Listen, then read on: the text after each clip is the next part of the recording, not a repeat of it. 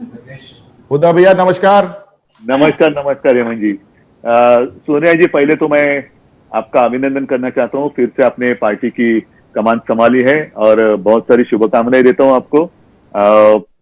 आज का जो विषय है, मैं नहीं मानता कि जितने सारे हमारे साथी मुख्यमंत्री जी हैं, किसी का भी मत इससे अलग होगा। सब सारे एक ही स्थिति से गुजर रहे हैं और लड़ाई तो चल रही है। हेमंत जी, पहले जैसे आपने जो बात कही, हमें तय करना चाहिए। अभी एक एक बात तय करना चाहिए, डरना है कि लड़ना है। बिल्कुल बिल्कुल। पहले पहला पहला ये तय करो, नहीं तो ये हमारी चर्चा होती रहेगी, मिलते रहेंगे, चाय पीते रहेंगे। जो भी कुछ जहाँ आपके यहाँ आएंगे तो आप जो खिलाएंगे हम खाएंगे, हमारे यहाँ आएंगे तो सही इसमें कोई सही, मतलब बिल्कुल नहीं है। बिल्कुल भैया। इसमें कोई बिल्कुल मतलब नहीं है। लड़ना है तो लड़ना है, फिर जो होगा होगा। और हमारा तो यही है, सत्यमेव जयते।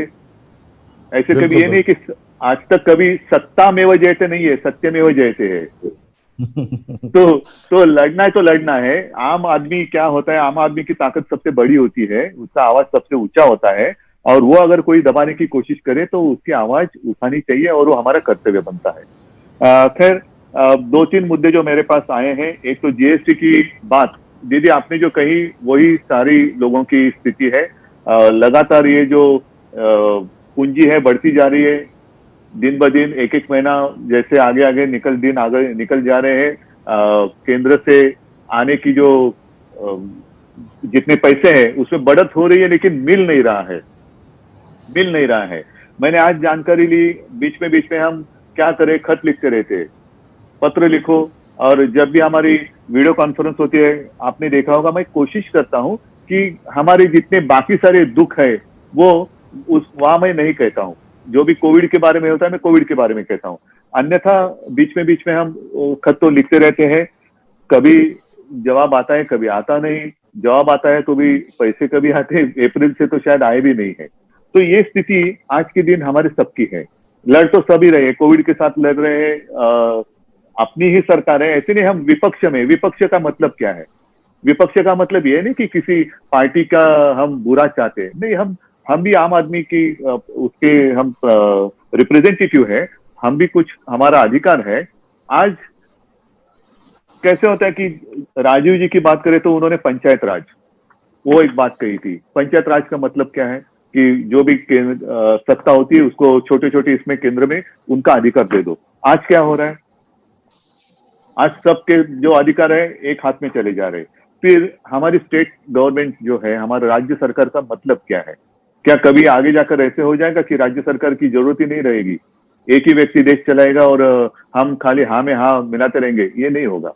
फेडरल स्ट्रक्चर जो है वो उसको डॉक्टर बाबा साहेब आम्बेडकर जी ने उसको ध्यान में रखकर हमारी घटना बनाई है। और उस घटना में जो भी अधिकार सबको दिए हैं उसका अगर हम आदर नहीं करेंगे तो फिर हमारे यहाँ डेमोक्रेसी है कहाँ? तो डेमोक्रेसी की बात अगर हम करें तो डेमोक्रेसी में सबसे ऊंचाई पर है हमारी घटना, और उसमें फेडरल स्ट्रक्चर की जो बात की गई है उसको तो उसकी रक्षा करना। सरकार चलानी, हम सरकार को चलाना हमारा कर्तव्य है, लेकिन घटना का रक्षण करना वो भी काम है। तो इसीलिए जीएसटी के बारे में भी मुझे ऐसा लगता है कि क्या उसके ऊपर भी फेर विचार होने की आवश्यकता है। कि पहला जो एक स्ट्रक्चर था, हो सकती है बात, कुछ बात हो सकती है कि कुछ अगर कुछ बदलाव लाए, अच्छा भी हो सकता है। बदलाव लाए तो गलत भी हो सकता है। अगर गलती हो सुधारी भी जानी चाहिए। सुधारने की आवश्यकता हो तो उसको स्वीकार कर कर आगे जाना चाहिए। तो एक बात तो मैं मानता हूं कि केंद्र से पैसा कितना आना बाकी है वो तो है, लेकिन क्या ये जो स्ट्रक्चर पहले था वो और आज का जो है, इसके बीच में कुछ रास्ता निकलना चाहिए कि पहले था वो सही था। इसके विषय भी, इसके ऊपर भी हमें सोचने की आवश्यकता है। एग्जाम की अगर बात करें तो मैंने तो शायद मई एंड या अप्रैल जून में हमने डिसीजन लिया, जो फाइनल ईयर है जितने सेमिस्टर हुए हैं उसको एग्रीगेट कर कर मार्क्स दिए जाए। और हमने कभी ये नहीं कहा कि हम एग्जाम नहीं लेंगे। लेकिन जून महीने की अगर हम बात कर रहे थे, मैं कर रहा हूं, तो जून की स्थिति और आज की स्थिति, आज तो ये खतरा बड़ा है। और हमारे शहर में ठीक है, हमारे मुंबई में तो हमने कंट्रोल करने की कोशिश कर रहे हैं, काफी कंट्रोल में आ भी गया है, लेकिन और कुछ जगह वो फैल रहा है। कोरोना थोड़ा थोड़ा फैल रहा है। तो जून से आज की बात करें तो आज ज्यादा फैला हुआ है। तो जून में अगर हम परीक्षा लेने की स्थिति में नहीं थे, तो आज ये जब संकट बढ़ गया तो हम कैसे परीक्षा ले सकते हैं, एग्जाम कैसे ले सकते हैं। और इसीलिए हमने स्टेट गवर्नमेंट ने डिसीजन लिया कि जितने सेमिस्टर हुए उसको एग्रीगेट कर कर मार्क्स दिए जाएं।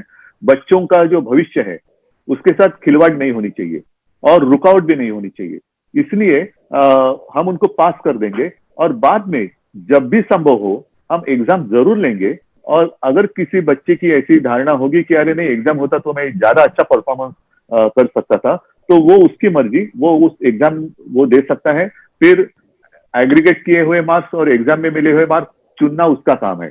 तो मैंने पहले कभी ये नहीं कहा कि हम एग्जाम नहीं लेंगे, लेकिन आज के दिन ये स्थिति नहीं है। और जैसे कहीं बाहर के देशों की ओर हम देखें, मैंने बीच में खबर पढ़ी थी यूएस में उन्होंने स्कूल खोल दी और ऑलमोस्ट 97,000 बच्चे 1 लाख के आसपास वो संक्रमित हो गए। क्या करेंगे ऐसे अगर स्थिति हमारे यहाँ आ गई तो। हमने उद्योग तो मई महीने में ही शुरू कर दिए।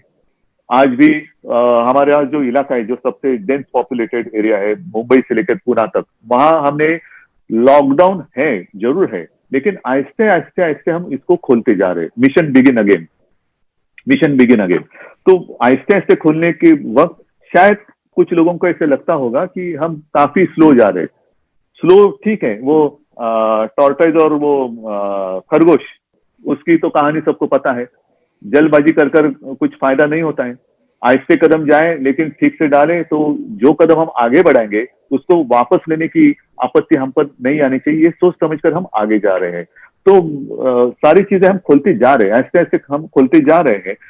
स्कूल, मैंने स्कूल के बारे में भी यही कहा कि स्कूल शुरू कब होंगे, स्कूल शुरू नहीं करेंगे लेकिन एजुकेशन शुरू करेंगे, वो चाहे ऑनलाइन हो या कुछ भी हो, ई लर्निंग हो। तो इस विषय पर भी हम काम कर रहे हैं। जो बात मुझे दिखाई दे रही है एनवायरमेंट की, एक जो बात रहेगी वो भी मैं बता देता हूँ। हमने तो एक लेटर दे दिया है जावड़ेकर जी को। वैसे तो आदित्य ने 2-4 दिन पहले ही प्रधानमंत्री जी को लेटर दिया है एजुकेशन के बारे में, और उसमें आदित्य ने लिखा है कि ये जो एजुकेशन एकेडमिक ईयर है, जैसे फाइनेंशियल ईयर वो आगे बढ़ा है, तो एकेडमिक ईयर भी क्या हम जनवरी से शुरू कर सकते हैं। क्योंकि आज तक देश की अगर बात करें तो हर राज्य की स्थिति अलग अलग है। कुछ राज्य नसीब वाले हैं और वो नसीब वाले ही रहे कि जहां उनके यहाँ इसका ये संक्रमण कम हुआ होगा, अच्छी बात है। लेकिन आज के दिन हमारे यहाँ तो वैसे नहीं है। हमारे यहाँ बहुत ही केयरफुली हमें आगे जाने की आवश्यकता है, और इसीलिए आदित्य ने कहा कि एकेडमिक ईयर हम आगे करें क्या, जनवरी से शुरू करें क्या।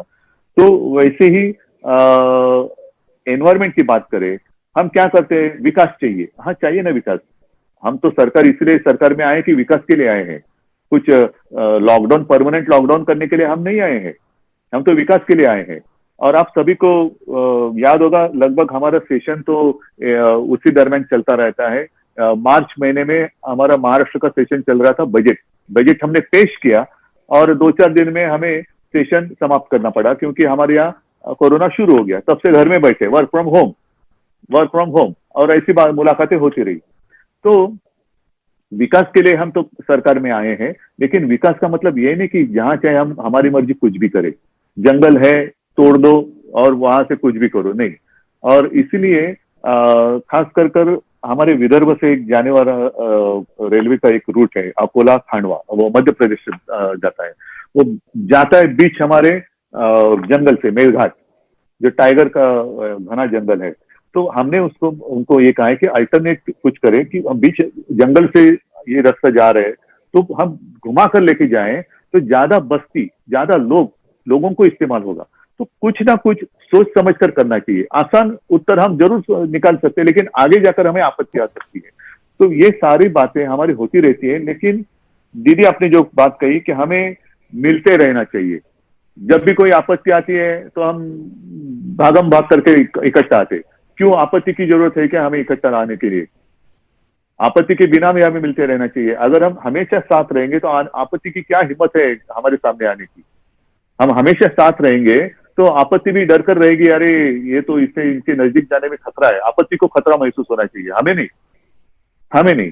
और ये जो बात हम जो कर रहे हैं, ये कॉमन मैन की बात है। जैसे जीएसटी की बात है, पैसा आएगा नहीं तो हम कैसे करेंगे? जैसे आपने कहा कि सारी बातें हम तो फ्री दे रहे हैं, ट्रीटमेंट फ्री दे रहे हैं, ये दे रहे हैं, वो दे रहे हैं।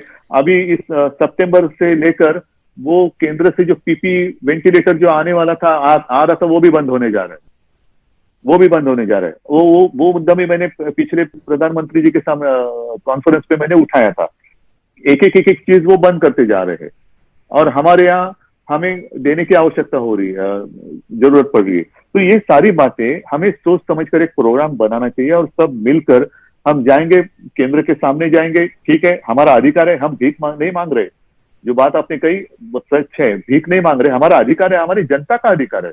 और हमारी जनता, ठीक है, हमें भी वोट दिया है और साथ साथ प्रधानमंत्री जी को भी वोट दिया है। मतलब ये जनता कोई हमें वोट देने वाली जनता बाहर से आई है और वहां उनको वोट देने वाली जनता यहाँ की है, ऐसी बात नहीं, एक ही जनता है। जनता तो वही है, लेकिन हम करे तो पाप और वो करे तो पुण्य, ये नहीं हो सकता, ये नहीं होना चाहिए। और इसलिए मैं कहता हूं कि सोच समझ कर एक प्रोग्राम होना चाहिए, मिलते तो रहना चाहिए। जब भी मौका मिले तो बिना मास्क, आज तो मैं बिना मास्क आपके सामने बात कर रहा हूं क्योंकि मैं मेरे घर पे बैठा हूं। हेमंत जी, आप भी, और सारी बातें, क्योंकि हम अपने अपने घर में हैं। लेकिन उस दिन की हम कामना करते, प्रार्थना करते कि जल्द से जल्द ये कोरोना का संकट टल जाए और हम खुलेआम एक दूसरे के साथ ऐसे आमने सामने बैठकर बात कर सके। मुझे तो इतना ही कहना था। जो भी हमें करना है सब साथ मिलकर करेंगे। जनता की आवाज है, वो कोई दबा सकता नहीं, और दबाने की अगर कोई कोशिश करे तो हमारा कर्तव्य बनता है कि वो आवाज और ऊंचा करे। तो सोनिया जी, आपको मैं अभी धन्यवाद दे रहा हूं, आपने मुझे जल्दी बात करने के लिए इजाजत दी। और मैं सबसे क्षमा चाहता हूं, थोड़ा मेरी कैबिनेट अभी शुरू हो जाएगी तो इसलिए मैं इजाजत लेना चाहता हूं। इजाजत रहेगी आप सबकी तो कैबिनेट के लिए मैं जाऊंगा, और सबको मेरी शुभकामनाएं। साथ है और साथ में रहेंगे, साथ में लड़ेंगे। Thank you very much. जय हिंद, जय महाराष्ट्र।